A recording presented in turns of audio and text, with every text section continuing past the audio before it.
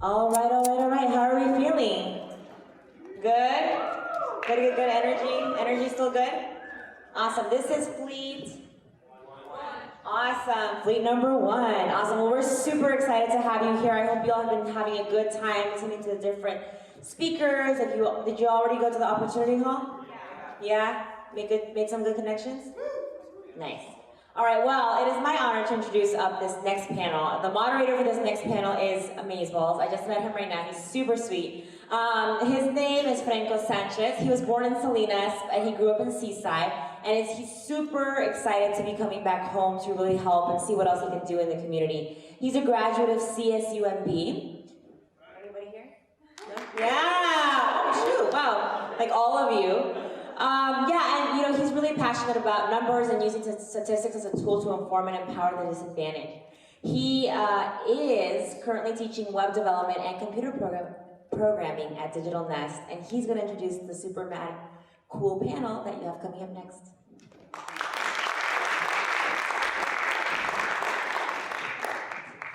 All right. Hello, everybody. Thank you all for being here. I hope you're all having a great day at Nest Flight. So what we're going to do is I'm going to break down the panel before we begin. But first I want to tell you a little bit about the theme today. The theme we're going to be talking about is called Journey. And everybody here has a story to tell. And that story has success and it has failures.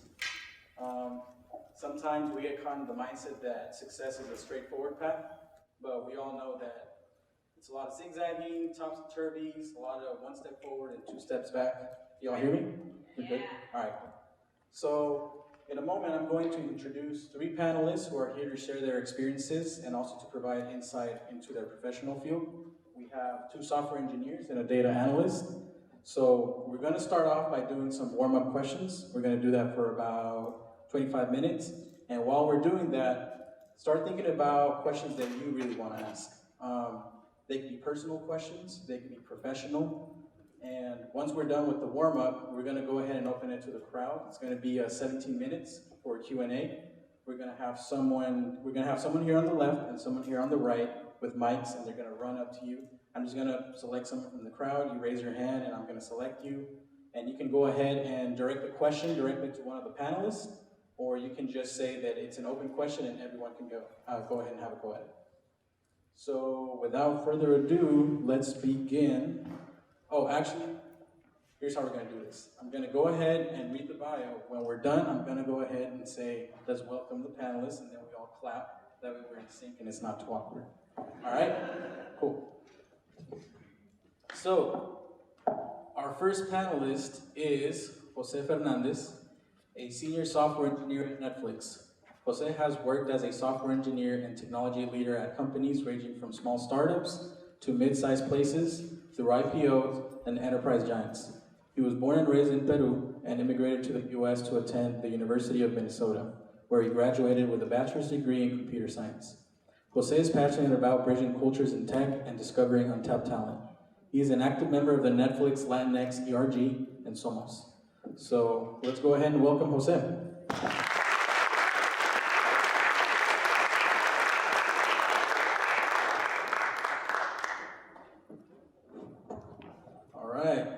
So, our second panelist is Paola Renteria, a data analyst at Looker. Paola was born and raised in Watsonville and graduated from UC Santa Barbara with a degree in statistics and a minor in Spanish.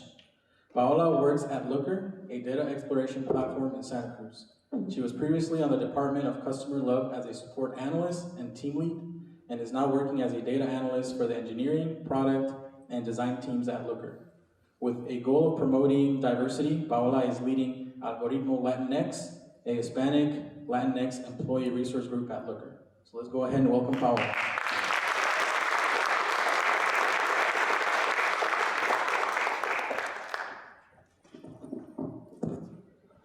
Sweet. And our final and third panelist is Javier De Leon, an enterprise systems engineer at GitHub. Javier enjoys challenges in many shapes and forms, through work with research centers at the University of California, Davis, and experience in the world of San Francisco fintech. Javier has adopted DevOps principles in order to move quickly and efficiently. Raised in the city of Santa Ana, located in the heart of Orange County, Javier is passionate about cross-cultural representation in the tech world. He's an active member of the GitHub Latinx ERG, the Octo Gatos. So let's go ahead and welcome Javier.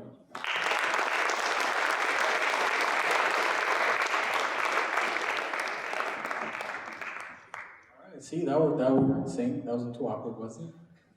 Cool. So we're gonna go ahead and jump into our warm-up questions.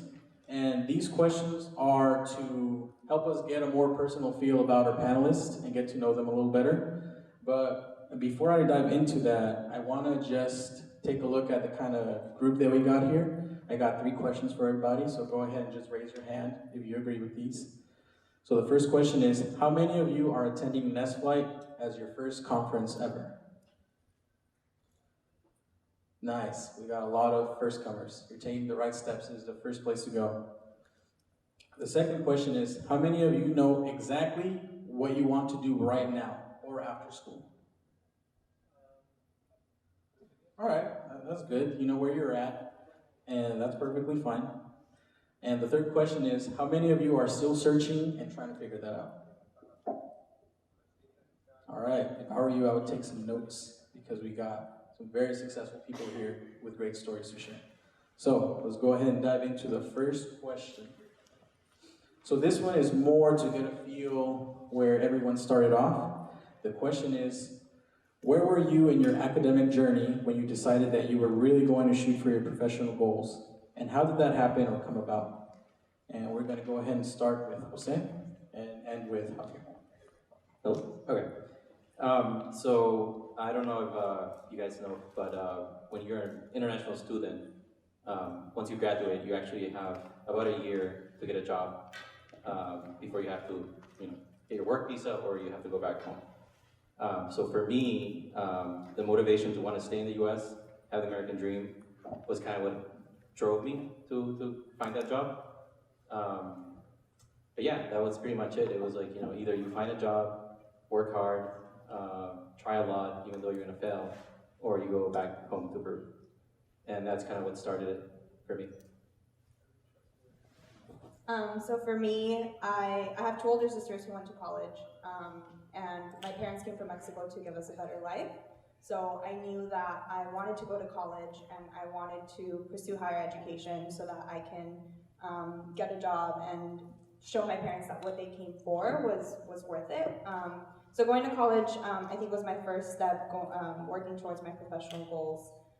And then when I was in college, trying to get internships and trying to figure out what I really wanted to do, because I didn't know even in college. I think up until my 3rd year, I had already changed my major like 4 times. And then I found statistics and I pursued that. And then that led me to Looker, where I learned more about what being in the data world means and what being a data analyst means. So for me, I'm really stubborn. I'm a re-entry student. Does anybody know what that means? Woohoo, re-entry! Okay, so re-entry means that you took a break from college or from school in general, and you're like, oh, I gotta go back. So that's what I did. So I pretty much, after high school, I'm like, I'm just gonna get a job, see how far I get. I didn't get very far. So I said, I'm gonna go back to school, and then kind of, as my mom says, ponte las pilas, which means go put on your batteries, and really work really hard. So I'm a re-entry student, and that the moment I went to UC Davis, go Aggies, and so that's that. From that moment on, I'm like, I'm in here. I'm gonna work as hard as I can. So. Awesome. How many of you are thinking of going to college? All right. Whether you want to go to college or whether you want to go straight to work, you're going to find that there's many paths you can take. You're going to find that you're going to feel pressured. You're going to see people that are going to school, and you're going to be like, oh, that sounds cool. For example, when I was coming up, I remember being very influenced by movies. When I would see a documentary, I'd be like, oh, dinosaurs, be an archaeologist. And then I did that and found out that I probably won't get a job if I do that. No shade on the archaeologists, we love them.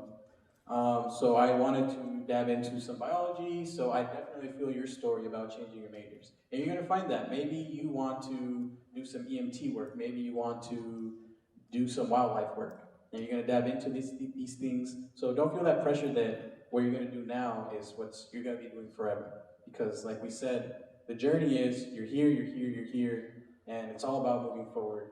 Just don't give up, keep pushing forward, and eventually you'll get where you want to be. So, here is our second question. Can you recall a time in your life when you felt you were going to throw in the towel towards your career goals, but were able to bounce back? And what was that like? We're going to go ahead and begin with Javier and with Jose. Yeah, like all the time. Yeah, it's during college. I mean, it's really hard. I mean, like, otherwise, I mean, they'd be handing out diplomas, right? But they're not. So I think it was definitely finding good support, team and support group around you, whether that's family, friends, classmates that really help you out. I think all the time I felt like quitting.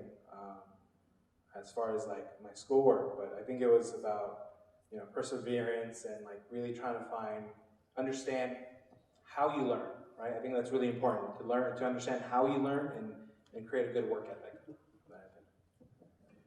Yeah, I think for me, the first time I really felt that was I went to UC Santa Barbara, and I was, I did well in high school. I would get A's, some B's here and there, and then when I went to Santa Barbara, I got my first C, and it really broke my heart, because I started questioning whether I was worthy enough to be there. You're going to like these top universities with students from all over the country who might have been better prepared for college. But I think just for me, it was really remembering that I am capable and that my parents came here for me and my sisters, and giving that back to them meant the world to me. So I didn't give up, and then I think, like he said, all the time, even at work, there's really hard days where you're working really hard, but just like taking a step back and remembering everything you've accomplished, and then finding that work-life balance as well helps a lot. Making sure that you make time for yourself, whether that's going to the gym or cooking or whatever you enjoy. For me, it's playing soccer after work, but just like finding those things that bring you back to life and kind of get you out of that feeling when you're feeling down, I think has helped me a lot. So for me, my parents didn't go to college, and I was here alone, immigrant. I had no support system, nobody to advise me. So I didn't do that well in school, and I also eventually realized that I don't do well in like sitting and listening to people. I'm more like a hands-on, learn on my own. So I didn't have good grades finishing college here. I went to the University of Minnesota, and then I was really frustrated that even if I worked hard and got a job offer as an immigrant, I had to also go through the visa lottery. So to me, it's like work all this time and then. It's up to luck if I actually can get the job, even if they give me a job offer. So I was kind of ready to like throw the towel, and I actually wanted to become a traveling software engineer, just like travel the world and do freelance jobs. But I ended up meeting the person who eventually became my wife, and I decided to stay for her, and that was just pure luck. If I didn't meet her, I would have just not ended up now at Netflix. But I guess the moral of the story is like. Sometimes there's luck, and sometimes you need people around you to support you, to guide you. That's what helped me. Sweet. I really like that you all touched on a more personal self-care topic, because sometimes we zone in and we think that it's all about work. And working is great. I mean, you make your money, right? But you need to make sure that you take care of yourself, that you find that time to spend with your family, your friends, that you can improve on yourself. And I actually have a question here that I was going to save for later, but I think it's a great transition into that. So the question is, can you provide some insight on your work-life balance? How do you manage friendships, your love life, and hobbies with all the work that you do? And we can start with Jose. So I remember 20s working at a startup in San Francisco, and I didn't have work-life balance because I just gave my job everything. That burned me out really quickly.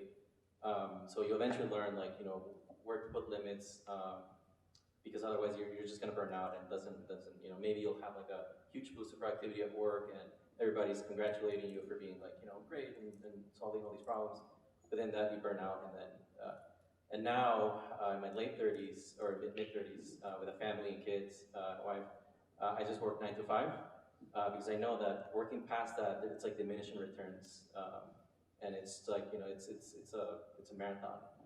You don't want to like constantly sprinting, otherwise you're gonna burn out. And you know, you'll eventually figure out when you're burning out. You just put some limits on that. Yeah, I agree. Limits are super important, and I think it helps me. We use Google Calendar, like setting blocks on my calendar, like at 5:30, like do not schedule, so that nobody schedules meetings after when I want to go home. That has helped me a lot. And like I said, finding those hobbies that really interest you, and sometimes even the companies have different clubs. Like at Looker, there's board game club, there's soccer club, basketball club. So just like joining that. And I think if you're representing the company and the community, you know, like it's you're finding that balance as well. So just being able to find something that gets your mind off of work. And sometimes you will have, you know, a week where you are staying and working late hours. But if that happens, try the next week to leave earlier, because you might not have perfect balance every single day. But if you notice that one week you're working a lot of hours, the next week try to leave a little bit earlier or get there a little bit later. Yeah, I think for me it was kind of a combination of both those things. I use Google Calendar a lot, not just for my work life, but my personal life. I have a family calendar, which helps me stay accountable as a dad and as a husband. But my previous job, I was horrible. I would work 60 to 80 hours a week because I wanted to be that person that everybody like went to and relied on, and I was the person. And I was, but I ended up not being the person for like my family. So, and like one thing I always remember, it's like, I don't mean to get morbid, but like on your deathbed, you're never gonna want to have one more day at work, but you are gonna wanna have one more day with your family.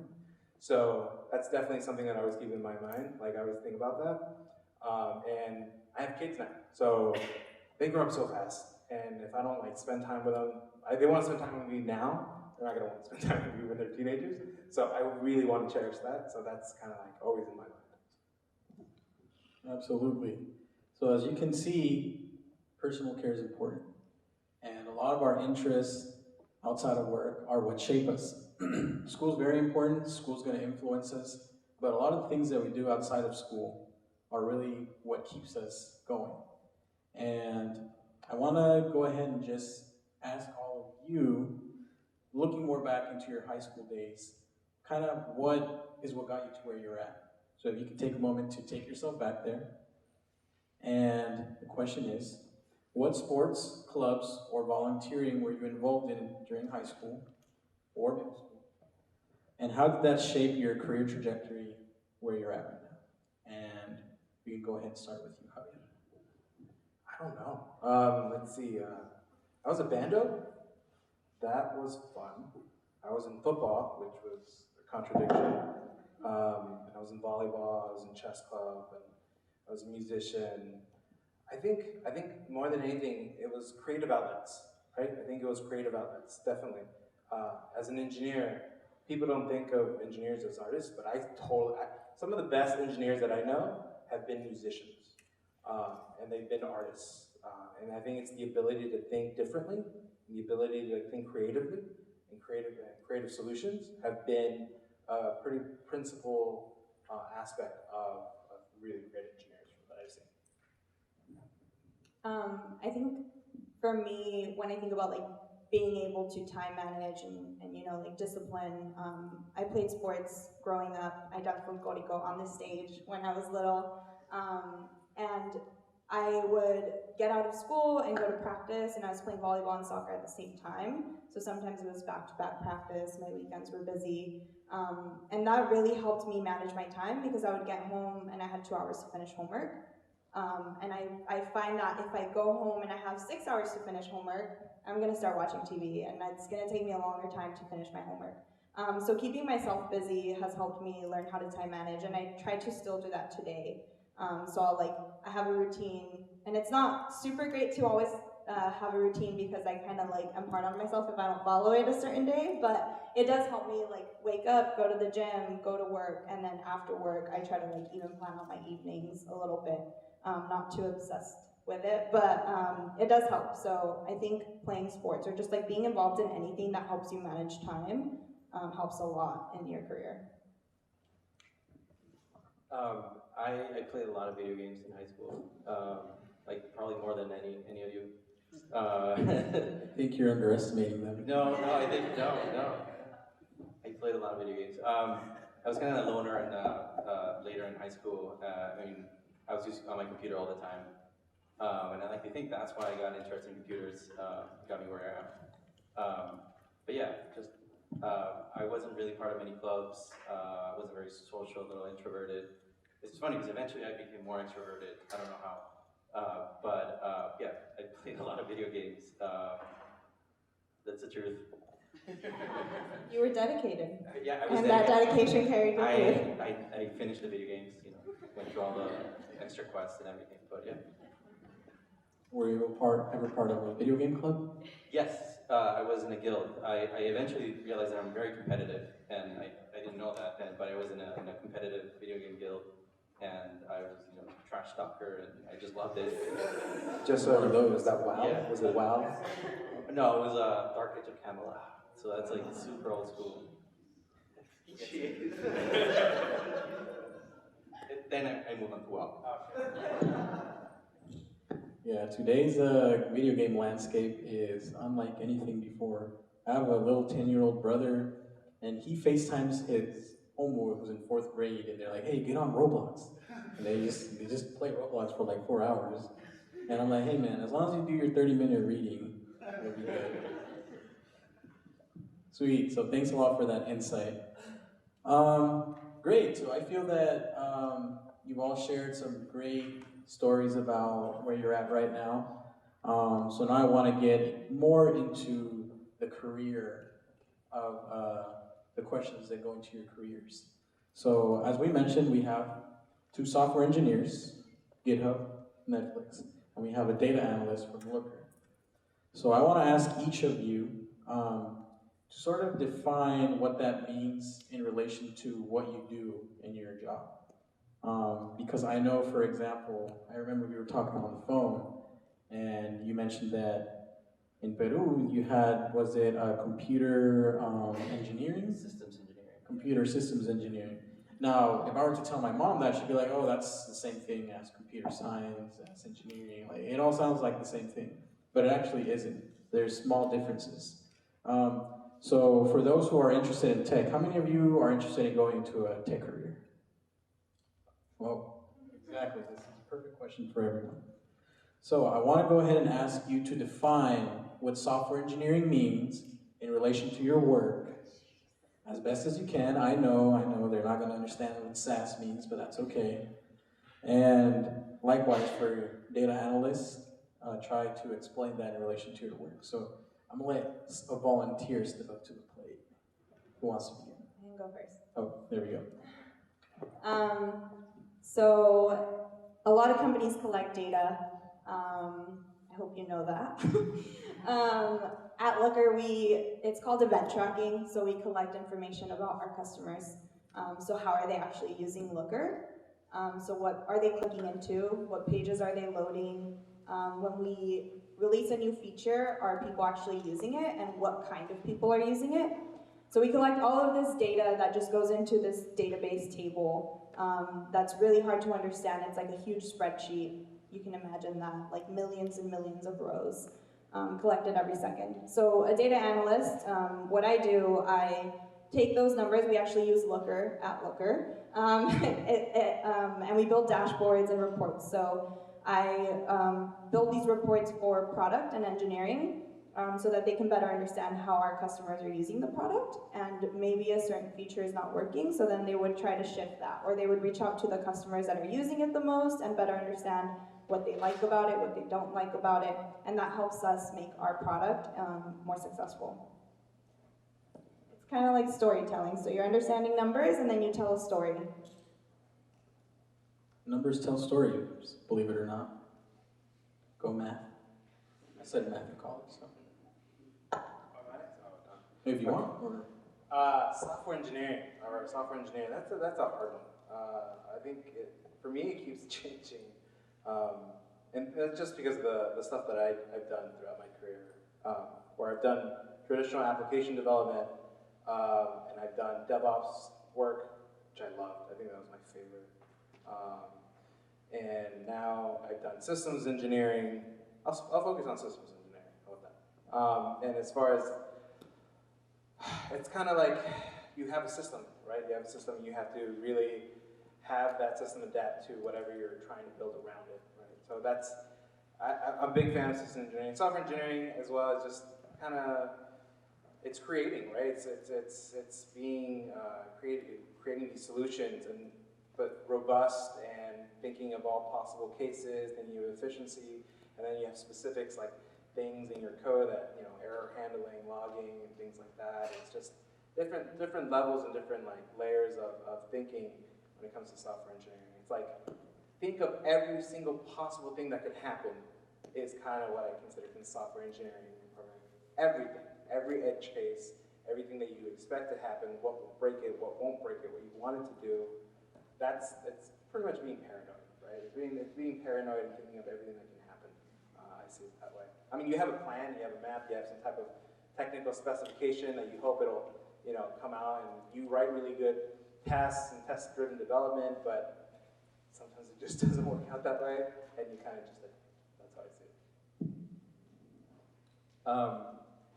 I mean, what I do at my Netflix every day is basically solve business problems with code.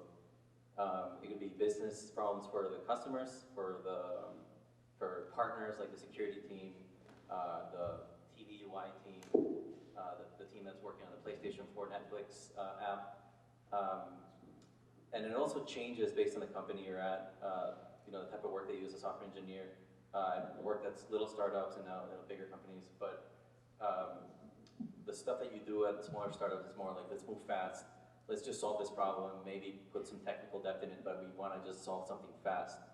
The bigger the company, the more it's about scale, about, you know, thinking like an architect and not making short decisions that are going to cost us in the long run. What I do more now at Netflix is thinking like that big scale is like, you know, what the thing that I'm designing has to, you know, right now Netflix has 150 million customers. You know, will this sustain 300 million customers in 5 years, 10 years? So it changes a lot, but it's basically solving business problems with code. It boils down to that. Perfect. How many of you code? Can you shout out some languages? Anyone? I heard Python. What was the other one? Java. Ring a bell? Heard of JavaScript. Yep.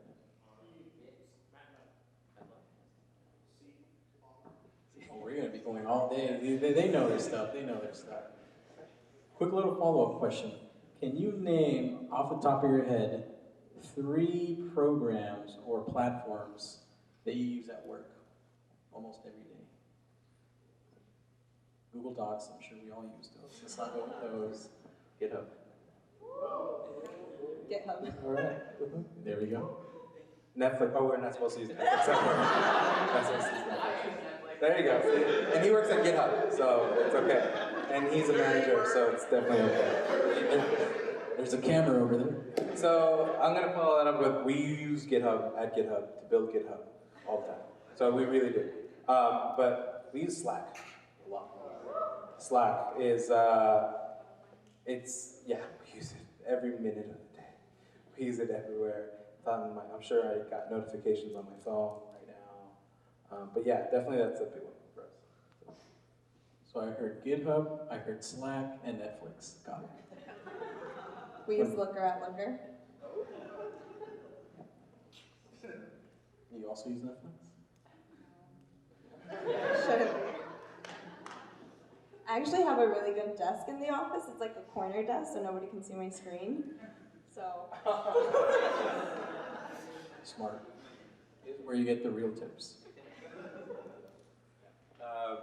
Yeah, GitHub, software engineering can. Slack, again, Slack is like eating everything. It's weird. I come from the world before Slack, where it was emails. And I kind of miss that world because now you really can get interrupted all the time. As an engineer, interruptions cost a lot. You're coding and then somebody pings you. So it's really easy to interrupt people now.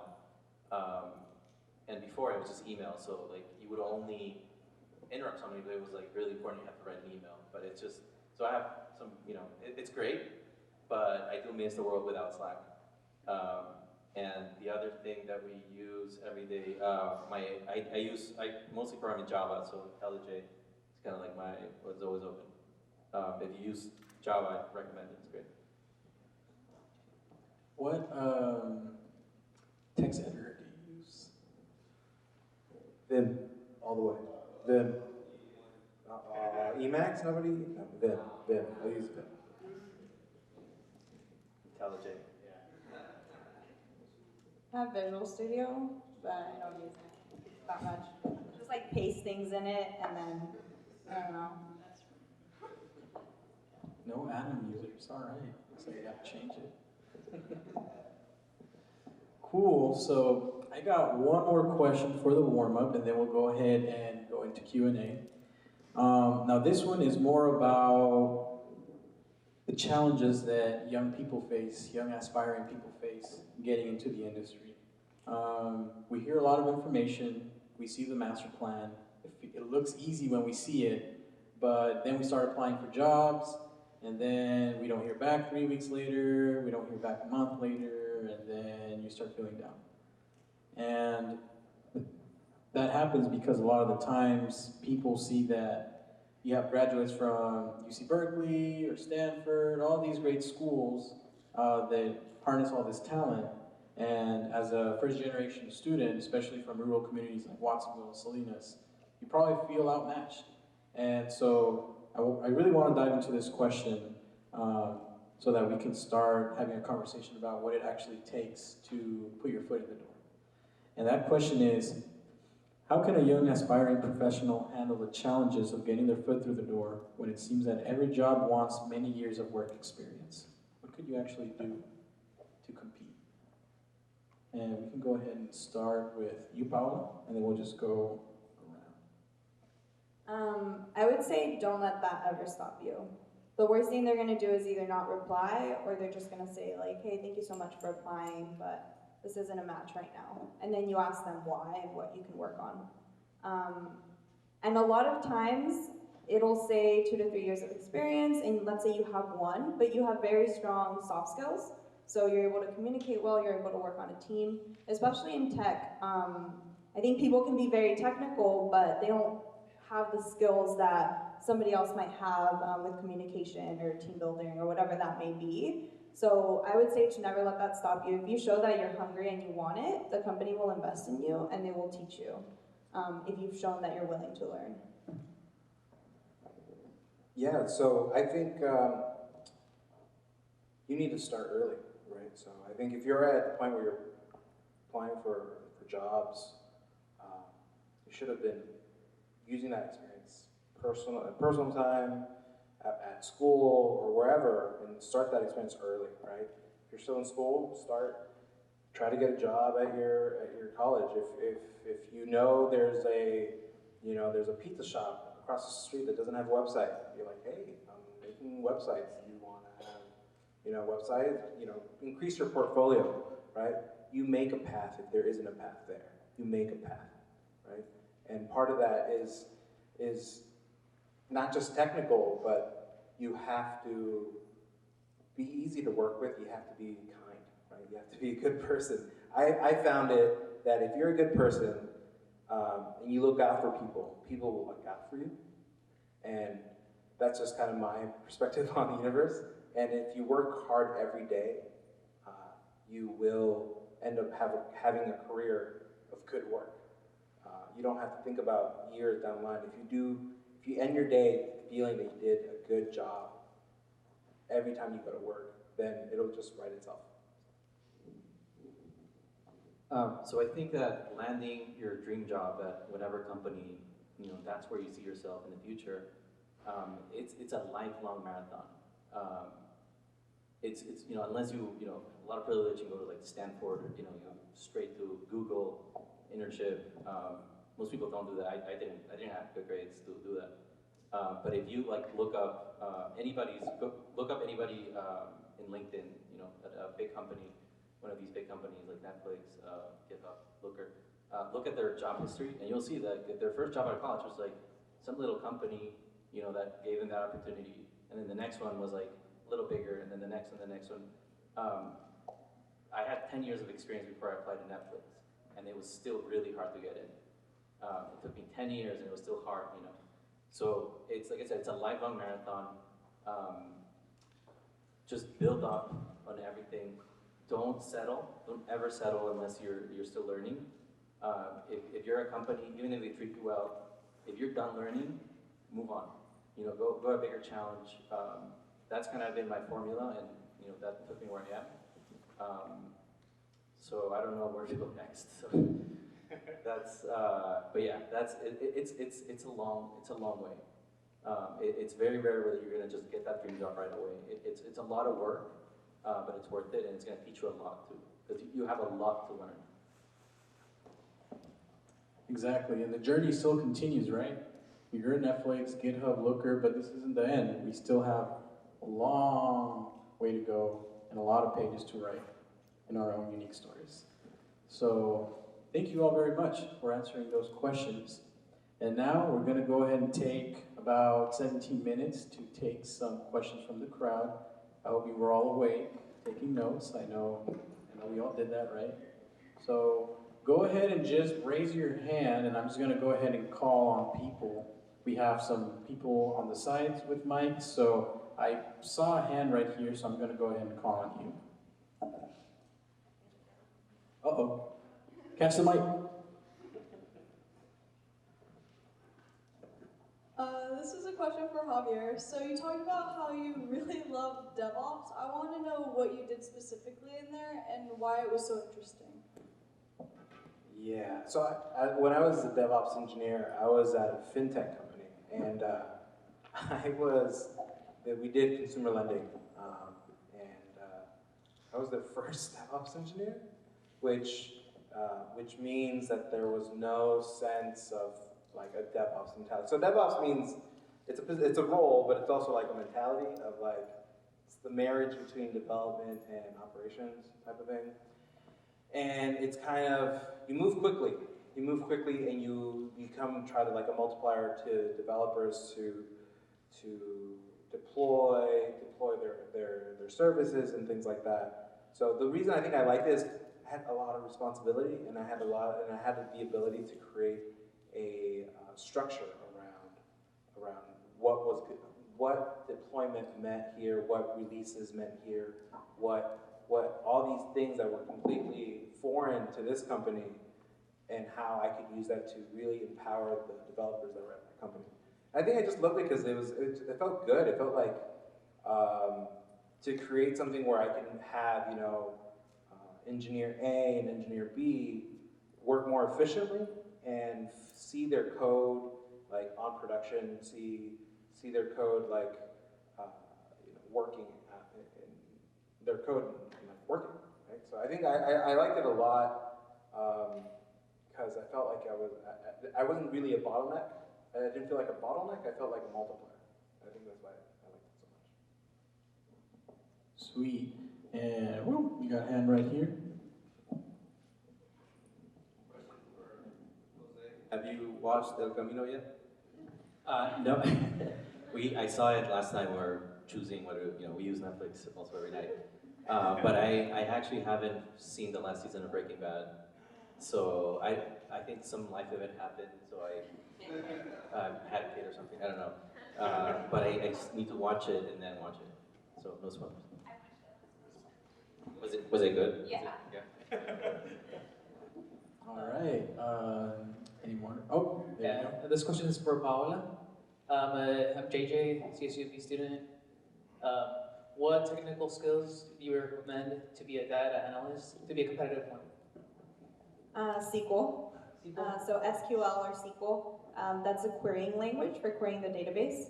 I would say that's the most important. You could definitely learn R or Python, which is what data scientists are using, but for a data analyst, I would say SQL is the most important. And there are a ton of resources online where you can teach it yourself. SQL Zoo is one of them. But yeah, and it's pretty easy to learn, but I would say that's the most important. Nice. Any other questions? Nope. There we go. Sorry, one more. Javier, you mentioned re-entry students. Yep. I know it's gonna be kind of a mixed bag, probably mainly a majority of young professionals coming up, but do you find the same challenges for re-entry or older workers trying to get in when in the tech field it's usually 12 to 18 months and then they're switching, but then they have this great resume, and how would you kind of focus a job search for a re-entry student? Are you saying like what are the obstacles, or are you saying how to? Because like the most trouble I had was probably in school, right? And that was just like acclimating to the environment of being around 18 to 22-year-olds when I was like 27, right? So that was a lot tougher, and I think a lot of it was because professors were really trying to motivate students and really have them think about things and like really reflect. Whereas for me, it was like, yeah, I get it. It's a totally different mindset. But I feel like in the tech world, I felt like it didn't matter. Honestly, I felt like it wasn't even. They looked at my resume. I don't think they cared. I think that what they really cared about was like, are you smart, right? Can you do things? What have you done in the sense of what tools have you worked with, what languages, how smart you are, and how quick on the draw you are, like in interviews and things like that. To me, I don't think I've ever felt any type of, I guess discrimination or ageism in interviewing in tech. I haven't, not yet. Yeah, I mean, I was a tech manager once, and I've reviewed a couple of resumes. But yeah, usually it's what you've done at work, where you've worked. I mean, school does matter, but it's what you've done, what your work experience is that matters most. So when you have those older people come through, they have a big CV or two-page resume, something different. Does that help a lot more for those older? I don't think we even care about the age, or it's more what you've done.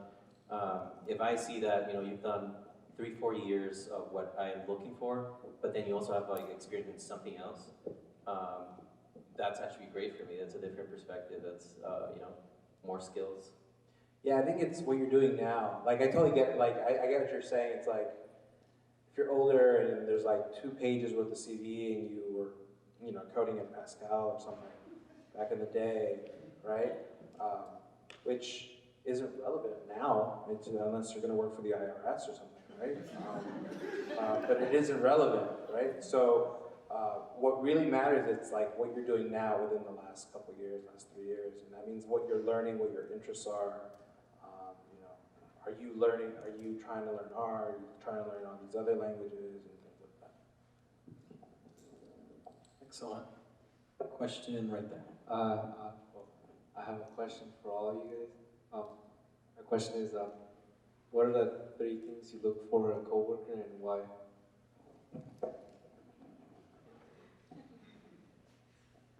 That's even a good question for me.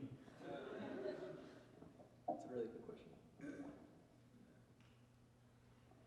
That's tough. So for me, it's I've had a wide range of coworkers. Someone I can talk to, and I don't mean like, oh, I need to talk about my life or anything, but like I need to be able. They're approachable. That's a really important thing. Whether that means approachable in the sense like I disagree with your code here, or I disagree with your opinion. But it's really hard to do that if that person isn't approachable, whether because of past experiences that you've had with them or things like that. I think more than anything, collaboration, right? Approachable and collaboration are very much the same thing. That to me is most important. And mean, hardworking goes without saying, but collaboration and being easy to talk to is important. Yeah, I would say collaboration as well. Someone who wants to learn from you and also wants to teach you. So I think, like you said, being approachable, and if you ask them questions, they're willing to help you and explain and like take the time to, walk you through something. But they're also not afraid to ask you questions. Like, we're learning from each other. I think that's very important. Yeah, I'm thinking back of like the best engineers I've worked with, and I think the common pattern is like they have empathy, that they're approachable, that they care about people as humans, not just about code. But yeah, having that mix of like really talented engineer, but also good people skills and approachable, has empathy, cares about people. I think that's a perfect balance, and I usually gravitate towards those people. Those are kind of like my tribe at companies. I have a quick follow-up question. Do y'all hang out with your coworkers after work? Do you find that helps? So no, well, that's because we're 70% remote. We can't hang out with each other because, like, for example, I live in Irvine, like Edward lives in Roseville, and we have Texas, and we have Carlsbad, and we can't hang out with each other. But we actually do like hang out on Zoom. Zoom is it's a video chat thing, and we actually have these check-ins once when we are too busy, and we just like catch up. But apart from that, we really can't. So. I do. I lived with 2 coworkers last year for a year. I'm on the soccer team for Looker. Sometimes we just hang out Friday nights. Morgan's back there, but we'll just hang out sometimes. We have beer at the office, so they'll bring out like board games and stuff. It's nice. It's nice to like build that relationship with your coworkers. I think you like have that chemistry when you're working together too. I used to a lot in my 20s, early 30s, before kids and marriage. We would go out, after work, have a few drinks at the bar. But yeah, actually, those people that at my first startup that we did that, we went out. They're still like my really good friends of mine. And I keep like actually one of them referred me to Netflix, and our wives are friends, our kids play together. So I guess yeah, I do still hang out with them. But yeah, I mean, once you have kids and a family, it becomes harder to kind of hang out after work or do stuff. But yeah, when in my 20s, yeah. Are they part of your guild? One is, I mean, we Twitch together. Yeah, that twitching, live streaming. That sounded weird. Who knows Twitch? Yeah, so our kids, our wife and their kids, and we were like playing video games together, and we'll stream it together, and our coworkers would watch it. So. Yeah. Nice. You're your channel leader. My little brother might want to see you. Okay. Nice. Any more questions out there? All right.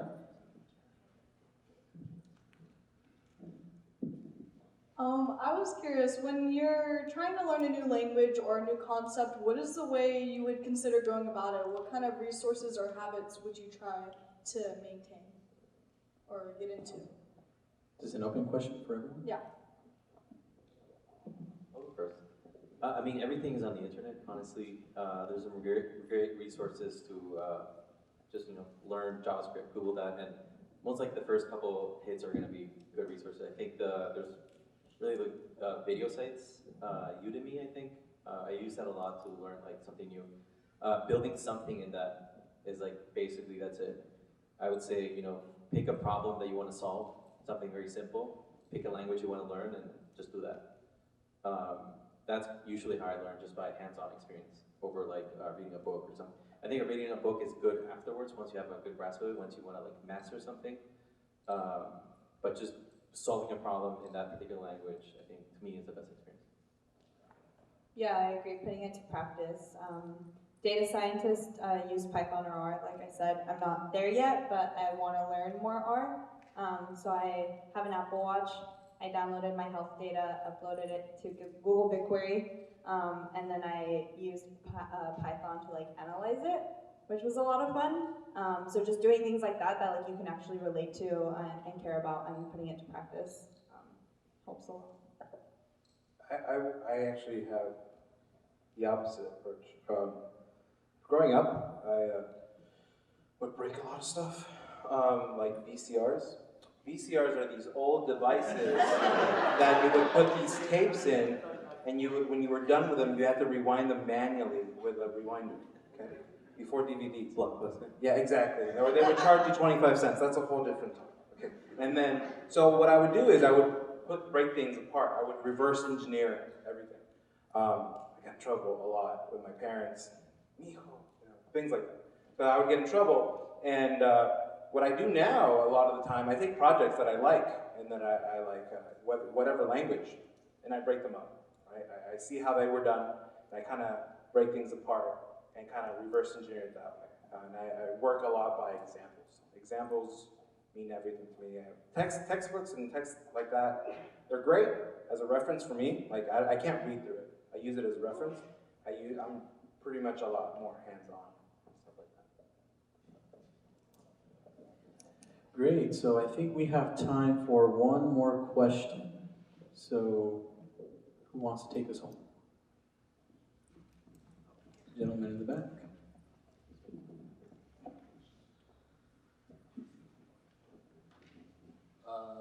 When you guys were getting into your career at first, did you guys have a mentor that helped you out a lot?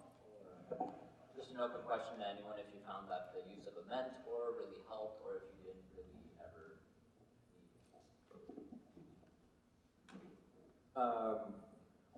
Thinking back, I think the CTO of the first San Francisco startup that I joined eventually became a mentor.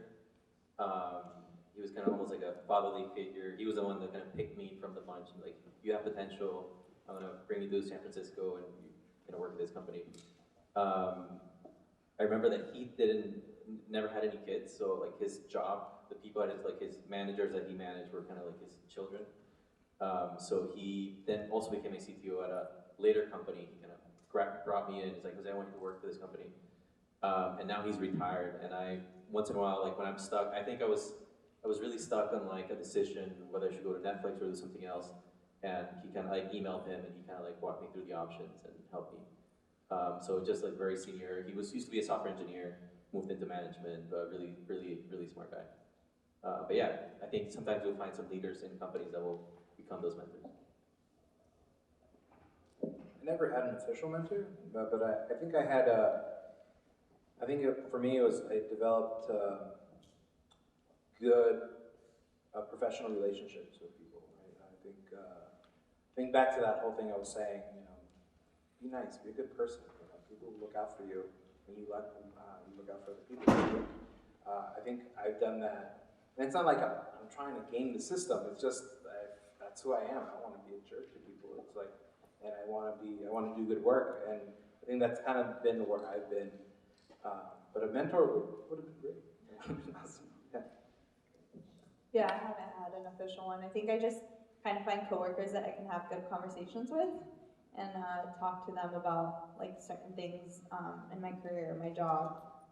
But a mentor would have been great. And I think with LinkedIn now, it's gotten so big that you should all take advantage of it and reach out to people and try to find those mentors, which I wish I would have done earlier on. I could still do it. Yeah, there's never enough networking. I can say that I'm here where I am because of 2 conferences that I went to. By destiny, met the right people, they connected me with the right people, and eventually landed me this job. So networking is huge, huge.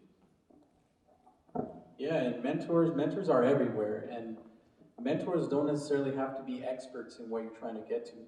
A mentor could be a friend. They could be your aunt, your uncle. They could be a cousin. They could be an acquaintance, a coworker. Simply someone that's willing to show you the ropes and be there to support you in every way that they can. And if you see someone, you find someone you're really interested in their work, go ahead and reach out. Go ahead and let them know that you appreciate their work, that it's something that you're interested in doing, and if they're willing to offer some words of advice, and I can guarantee you that they're definitely going to love to share that information. So yeah, that about does it. I want to go ahead and just say that you're all doing great by being here. It's always intimidating to see that there's a lot of things to do, a lot of things to check off on the checklist, but always keep your head up. Always stay hungry, go out and learn, ask questions. As you can see, we have very accomplished professionals here, but they're ordinary people just like you. They have stories very similar like you.